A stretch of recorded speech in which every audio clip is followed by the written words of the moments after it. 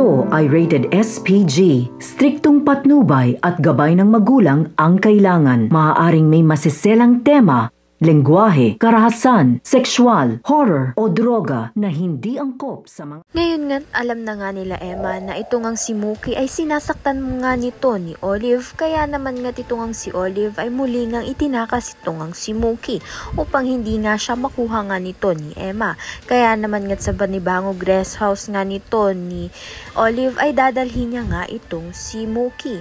Ngunit timing naman dahil ito ngang si Jade ay pinagbebenta na nga ang rest house na yun kung saan tinatago nga ni Olive ito nga si Mookie. Kaya naman nga't makikita nga ni Jade ang pangyayaring pagtakas nga nito ni Mookie. Kaya naman nga tutulungan niya nga itong si Mookie upang makatakas nga dito kay Olive at upang makarating na nga itong si Mookie sa kanyang tunay na ina na si Emma. Malaking tulong nga ang gagawin ni Jade kung na itakas niya nga itong si Mookie kay Olive dahil buhay nga ni Mookie ang nakasalalay kung pumalpak naman nga ang plano nito ni Jade. Samantalang patuloy ngang nagrereklamo itong ngang sila Emma sa mga barangay upang nga matulungan nga silang madakip na nga itong si Olive. Kaya naman nga kumakalap na nga sila ng ebidensya na magpapatunay na sinasaktan nga ni Olive itong ngang si Mookie.